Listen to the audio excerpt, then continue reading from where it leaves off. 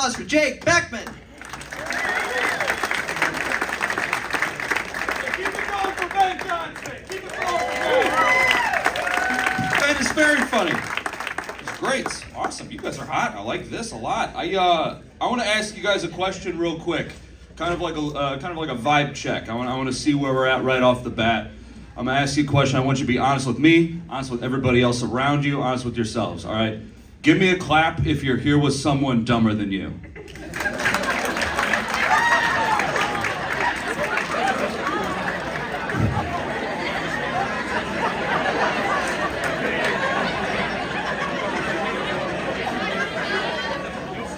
There it is.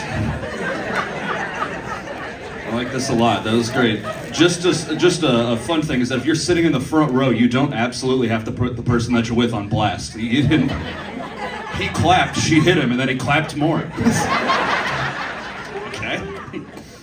I like that. I like sowing discourse at the beginning of my set. It's great. I'm an agent of chaos. This is good. I like that though. I like my friends to be dumber than me. I like that because it makes me feel more smart. Like I had a buddy of mine who had a job interview with Edward Jones. It was a phone interview, so I actually got to listen to it. And it sounded like it was going pretty good until we got to the part where he had to ask them the questions. Then it went downhill quick. First question he asked him, he said, hey, do you guys drug test? Oh no, you dumb bitch. What have you done? Just show him that you can fight through adversity? I don't know what the hell is going on. That's his first question is, do you guys drug test? His second question he asked him, he said, really? Like he didn't believe him. Guys aren't yanking my chain, are you? No, they're not. That was the second question. Then his third question, arguably the worst one, he said, okay, well, for what? Oh, you poor fool, all of it. They don't discriminate against people or drugs. They're very thorough. There's no fun twist to that joke. I just have an unemployed friend. He's not doing well. I'm happy for him. It's good. I lost a job during the pandemic. I did. It was a good thing for me, though. It was back in March of 2020, the company that I worked for. They let go of 20% of the company. But like I said, that was a good thing for me because that happened on March 24th. And on March 31st, I was supposed to get fired for bad performance. So fuck him, right? Your boy made it out on top like a bandit. It's great. I got the severance money, got the government, the stimulus, that's the word. I got the stimulus, got the severance all at the same time. Blew through that very quickly, shockingly quickly. It turns out being unemployed in the middle of a pandemic is a bad time to find out that you're not good with cash. That was tough. Now for me, all right, so I'm a cheap guy, all right? I'm a very cheap guy, all right? So like I said, it's at the beginning of the pandemic. There's no toilet paper for anybody. So my wife and I, first thing that we bought is that we bought a bidet, which is a very smart idea. But like I said, I'm a cheap guy, and bidets are really a you get what you pay for kind of a thing. And this one is just not strong enough, man. It's not. You know those water fountains that you got to put your mouth all the way up to them?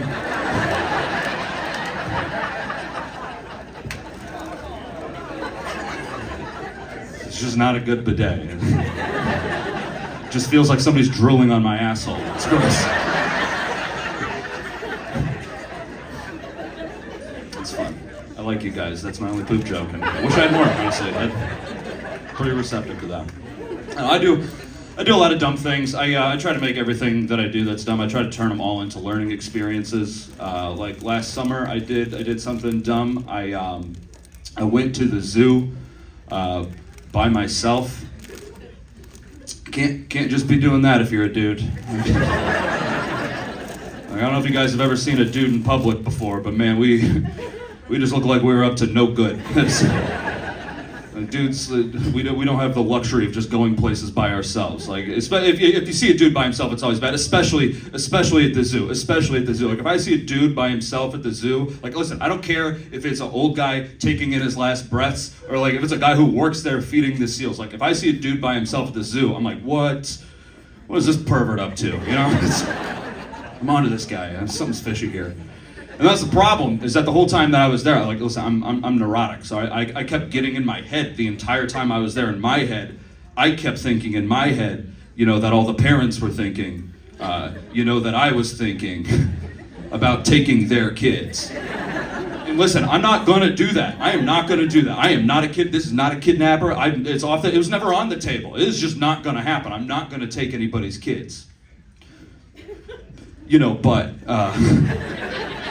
if I wanted to, the zoo is absolutely the place to do it, you guys, without a doubt. Again, I'm not gonna do it. It's like one of those intrusive thoughts that you have. You know those intrusive thoughts, a thought that pops in your head that you're not gonna act on, intrusive thought, a real common one, like you're driving down the highway, driving over a bridge or something, you're like, man, I could just take the wheel right now, just jerk it to the side and end it all. Like, you're not gonna do it. I'm not saying you would do a bad job if you did it. You're just not gonna do it. It's an intrusive thought. Another intrusive thought, I have this one a lot. I don't know if you guys have this intrusive thought. Like I'm at the grocery store, something like that, and I see some old lady, some old bag of bones with a head of cauliflower in her hands. I'm like, man, I could just walk up to her right now and absolutely spike it onto the ground. And it would be hilarious if you did that. You're just not going to do it. Listen, I'm not going to take kids, but god damn it, man, the zoo has got to be a hot spot. 100%. Like, I don't know if you guys have ever seen kids at the zoo, man. It's like a zoo in there with these kids running around. It's wild. So what happened for me is that I was at the big cat country. That's the clever name they came up with, like the acre they have the cats. It's they nailed it. But I'm standing there, and I'm watching the puma. It's next to the puma cage. That's a goddamn cougar. That is a mountain lion. That is a killing machine inside of this cage. And I'm standing here and I'm watching this thing, and all of a sudden this kid walks up next to me and gets ready to start climbing onto the cage. And listen, like normally, like, yo, I don't care about this kid. I don't give a shit about this kid. Fuck this kid. Like this kid could die. I don't care. But listen, this was a fat kid. And I am not saying that to be mean. That is just a statement of fact. If anybody here saw this kid, you'd be like, that is a fat kid right there. Like, this was the kind of fat kid, like his parents identify him as a fat kid. Like at a party, they'll be like, which one's yours? Mine's a fat one. That's him. He's got Cheeto dust up to his elbows. That's how you know it's our boy. So I'm standing there and I'm watching this, and I'm seeing it, like in my head. I like this. If this critically, like I'm playing this scenario out in my head. Like if this critically fat kid gets onto this cage, shit's gonna go down. Because number one, he is absolutely snapping through that cage. Like he's big. He could have just snapped through that cage. Then that kid's dead as fuck. That kid is dead in a second. That cougar's gonna eat the shit out of that kid. Like that is that is a marble. That is a juicy boy. Is what that is. He is a goner. Like that. That cougar had been waiting to kill that kid. Like, he had that look in his eyes. Like, he saw that kid walk onto the property. He's like, I'm gonna eat that one today. Like, that is mine. Yeah, I'm gonna go on a walk to whet my appetite. Like, I'm gonna kill that child. And so all of a sudden, this cougar has the taste of man flesh in his mouth. There's a boy-sized hole in the cage. He could get out and kill the rest of us. And this is all running through my head. So I start freaking out. Like, I'm looking around, see if there's any parents around that are, like, gonna stop this. And of course there weren't. So I took matters in my own hands. And listen, I know how this is gonna sound, so I'm just gonna say it. I shoved him. I pushed a kid. I'll fucking do it again too. I saved the day maybe. All right, listen, I'm not proud I did it. I did it and people saw me do it. It wasn't great. This lady that worked at the zoo saw me do it. She walks up to me, she goes, sir, I saw what you just did. And I said, oh shit. She said, thank you for stopping your son. I was like, oh shit. I was like, yo, this ain't my kid. Like, I don't know that much about adoption, but it's got to be more than just who touched it last. Seems way too easy. So I got the hell out of there. I did. I ran away because I know to avoid a crime scene. And I went to go hide in a crowd. I went to go stand in line and get something to eat. And that's where I saw another situation where a lesser man, again not me, would kidnap a child. Again, I'm not a kidnapper. I got to say that. A lot, I think. But I'm standing there in line, and I see these two kids running around. Like I'm not a kid guy. I don't know kid ages. They're like this old. They're that old. And they're just running around. And you know how they have like these kid leashes that attach to the wrist? It's supposed to go kid and then leash and then adult. Is how it's supposed to go. But this just went kid and then leash and then just another kid. It's like, yo, that's just long handcuffs is all that is. That's just two kids running around playing Red Rover with people who didn't know they were gonna play Red Rover. They're just like weaving in and out of the crowd, taking people's knees out like they're AT-ATs. It was a scene. Like I could have just walked up to those kids, grabbed that cord by the middle, throw it over my shoulder. That's a twofer right there. That'd have been.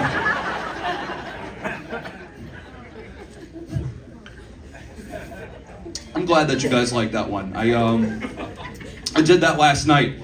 Nothing. I got nothing out of it. It was a very accusatory silence. It was very not great. Like there's a very specific number of times that you have to say that you're not a kidnapper in order for people to believe it. I'm gonna tell you guys right now, I don't think I nailed it this time. Somebody in here's like, that guy is bad. That's fun. They're just dumb kids. I was a dumb kid too. I'm dumb now. Which is something I would rather not have. But in high school that was the dumbest part of my life was in high school. I did a lot of dumb stuff in high school. Clap for me if you did dumb stuff in high school. That's good. I'm glad. I like that we're all mature enough to acknowledge that now. That's good. If you didn't clap, get the fuck out of here, nerd. Like I don't know what to do. Live a little, damn it. For me, the dumbest thing that I did in high school. This is easy for me. My parents, they left me in charge of the house one evening, all right?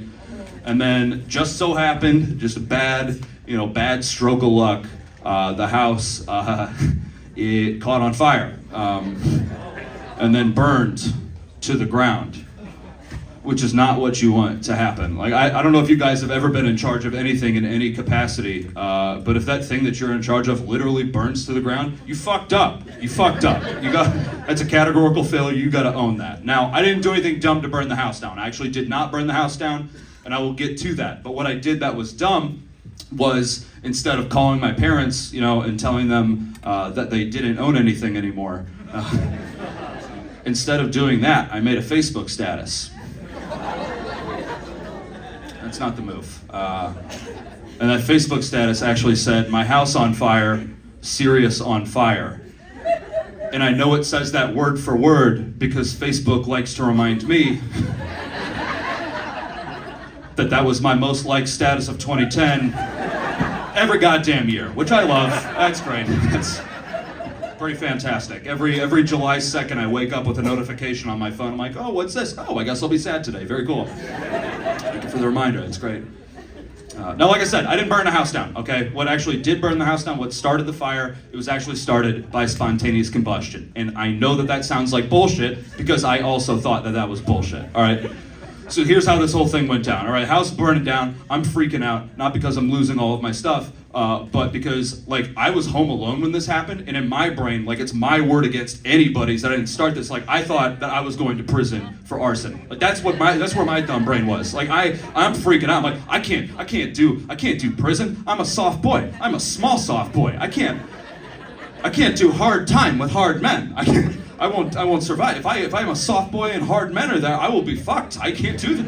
If I'm soft with hard men, I will die. I will be fucked to death in prison. I can't do that. So I was freaking out, and then after everything kind of chilled out, I ran up to a firefighter, and I was panicking. And have you guys ever done this where you get so panicked that you accidentally ask a question that could potentially get you charged with a felony? Have you guys ever done that? No? Okay. Wouldn't recommend it, because I ran up to this firefighter and I said, "What's the prison time for arson?" And wish I could have had that one back. Luckily, this guy was a professional, and he looked at me. He goes, "What?" And I said, "Well, I'm going to prison for arson, right?" And he goes, "Why would you do that?" And I said, "I probably did this." I don't know. Which is good for him, because if a kid just ran up to me and said, "I probably burnt my house down," I'd be like, "Get the fuck away from me, weirdo."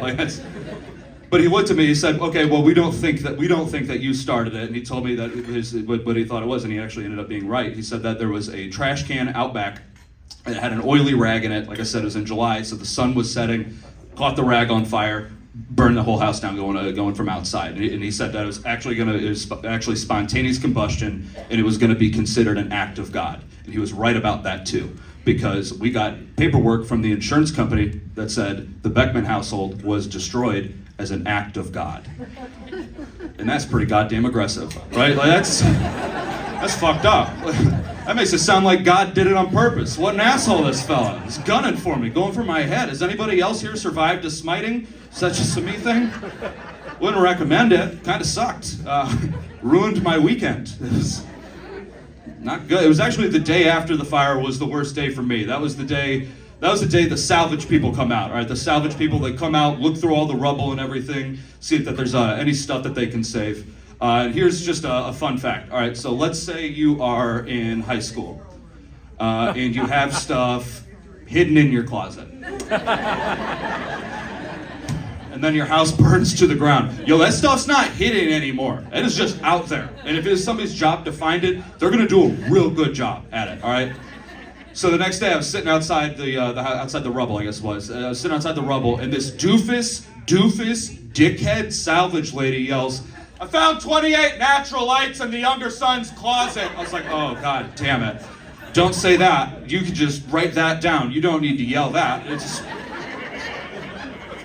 keep that to yourself. We don't need to hear that. And then some asshole that she worked with on the other side of the house, not part of this, yells, "28? Are you sure it wasn't 30? Count again. I don't know who could only drink 2. I was like, what the fuck, dude? Why would you put me on blast like that? That is so inappropriate. My mom heard the whole thing. She comes running up. She's like, "Jacob Lawrence Beckman, you're grounded." I was like, how? Like, we're technically homeless, but yeah, fuck the kid trying to get twisted on $4 worth of beer. Very cool. So where the hell am I gonna go, lady? Get a hold of yourself. What are you talking about? So dumb. Luckily, the salvage lady, she did kind of redeem herself at the end of the day. She walked up to me when my mom wasn't there, and she goes, "You know, Jake, if you just wash these cans off, they should be good to go." I was like, oh, okay. Thank you for being irresponsible. That's sick. That's why I like Natty Light to this day, man. It's very resilient. It's like drinking a Jeep. I love it. That's good. I'm still doing the New Year's resolution. I've still got that going for me, which is cool. This year I decided that I wanted to start being a better son. So the first thing that I did is I decided to let my parents start using my Amazon Prime account. Don't do that. That was a bad idea. Like, if you're looking to be a better kid, like, I don't know, like, make your parents bread. Don't jump all in with the Prime thing. Like, that was too much. A few reasons that it's a bad idea is that, number one, I can see everything that they order, which is not great. Now, they don't buy, like, gross, like, weirdo stuff. They don't do that. But I'm trying to think of the best way to describe. My parents are trash. They're trash people. My parents are hicks. They're garbage. They call themselves, they say that they're country bumpkins. Which is a little bit redundant, because I don't think there's any other kind of bumpkin other than a country one. I don't think, like, a suburban bumpkin is just a guy with a Nissan. Like, that's just a regular old dude. Anyway, my parents, they've bought into this whole lifestyle and stuff. Like, they've got like a small farm thing that they got going on. They raise chickens, they raise turkeys. Last year they got bees. Which you could just get, I guess. Like, you just get bees. I asked them why they got bees. They're like, well, we read a book on it. I was like, well, you guys are perfect for it then, I guess. No reason for you to not get bees then, I guess. And listen, they don't have a lot of land. The bees are just in the backyard. They're just there. Like, if I go over to my parents' house, my dad will be like, "Hey, want to go have a beer out back?" And I'll be like, "I fucking don't." Like, that sounds awful. Like, I'm allergic to bees. You guys didn't think about that when you bought them. It's an act of aggression. You guys just bought a weapon. So dumb. What was I talking about? I was talking about the Amazon thing. I'll tie it together. So, all right. So my parents, the other animal that they have so many goats. My entire life, they've always had goats. They've got anywhere between like 4 and like 50 goats. It's just too many goats. All right. And this is the problem, because when you are breeding this many goats, the mother goat's nipples get really irritated by the baby goats sucking on their tits. So I don't know if you guys have ever seen a baby goat like nurse, but they don't exactly suckle. Like, they're not like, they're like, like, they're trying to draw blood. These are vicious ants. Like, they'll eat Velcro. They'll tear the fuck out of a nipple. Like, they have no mercy. They're vicious. All right, so what my parents do, because they're responsible goat owners, is that, of course, what they do to alleviate the pressure on the mother goat's nipples, they use my Amazon Prime account to buy, of course, what anybody would buy, artificial goat nipples.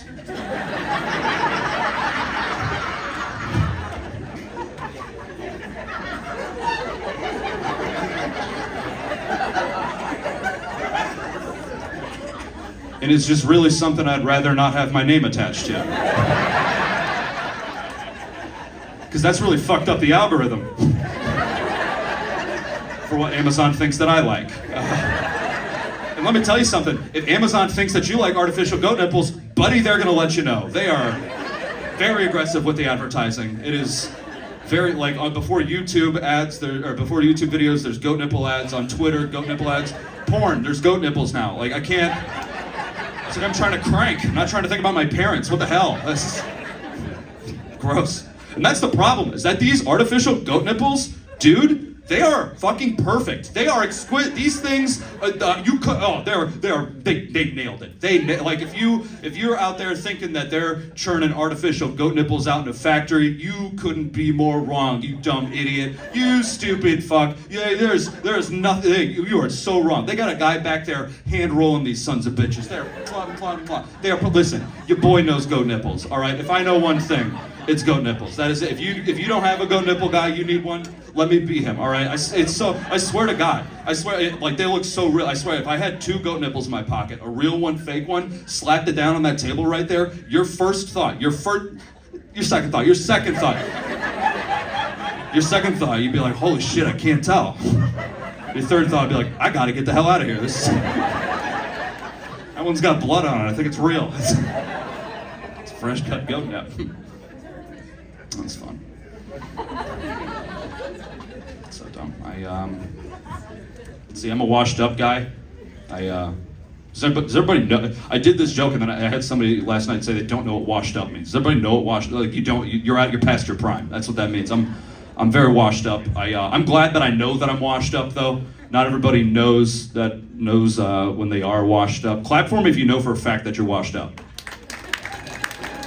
Not near enough of us. There are some wrinkly faces in here that are looking at me very judgmentally. That is not great for the self-esteem. It's whatever. There's a guy last night with a cane that didn't clap. I was like, what the fuck, man? And then he fell after the show. Shouldn't joke as it happened, but like, fuck that guy. For me, it happened all at once. I found out I was washed up. It was 2 weeks after I turned 30. 2 weeks after I turned 30, I tore my ACL. Dancing. To Kesha. And that is not the way I thought that it would happen. I was a goddamn college athlete, and that's the shit that's gonna take me out. Like, to be fair, the song I was dancing to was Timber, and that song fucking slaps. Like, that is a good song. It's a great song. Not good enough to go under the knife for. I will admit that. Like Kickstart My Heart by Motley Crue, yeah. Freebird, for sure. Pitbull and Kesha, maybe don't get cut open for that one. I would not recommend it. I would walk that back if I could. Now, this also happened at a wedding. I tore it at a wedding. Listen, I've only ever messed up one knee. I'm pretty sure doing it at a wedding is like the worst place to do it though. Cause like if you're an athlete, you tear your ACL, you go down, people are like, oh my God, we gotta help this guy out. If you do it at a wedding, you fall on the ground and people are like, get this asshole out of here. Why is he crying? What a loser. Like, if you are not actively getting married, you could be stabbed to death on the dance floor and no one would bat an eye. Like, I fell on the ground and like I was able to crawl off the dance floor. The tears help lubricate, so that was cool.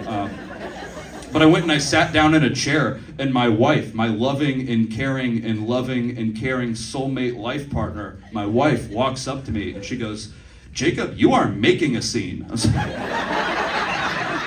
like, so sorry for embarrassing you. This must be tough for you specifically. That is such a bummer. I hope I didn't ruin anybody's time by getting my rotten skin sack of a leg off the dance floor. That's very selfish of me. I'll do one more. We'll get Kelly up here. We'll have a good time. I'm a big Apple Pay guy now. I love Apple Pay. Apple Pay is the way that I do it. I love Apple Pay. I started doing Apple Pay after I was doing the putting the chip thing in. Oh, what a fucking racket that is. That's dull. I'm done with it. That was so stupid. I hate the chip. The chip never seemed to work for me. I remember like the first time I used the chip, it was a lot like having sex for the first time. And I'll explain what I mean by that, all right? So I walked up to the cashier at Target and I said, you're never gonna believe this, but this is gonna be my first time using this thing. She said, oh, don't worry about it, I'll walk you through. I was like, that's awesome. I said, where do I put it? She said, put it at the slot at the bottom. I said, I tell you what, I sure don't see it. She said, oh, it's at the very bottom. I said, that is a lot lower than I thought it would be. So I put it in and we made eye contact for a second. She said, did you put it in all the way? It's not registering. What the hell? There's a line of people behind me that just heard you say that. Use some discretion, goddammit. So I pulled it out. I was like, you know what, can I just do it myself? Every time I do it myself, it works every time. I said, ma'am, I'm sorry, I'm lying right now. I used this thing online earlier today. I'm not entirely sure there's anything left in it. Like I masturbate. It's just like a weird conversation to have with a 65-year-old Bosnian woman. Hey, thank you guys very much. My name's Jake. Have a good night.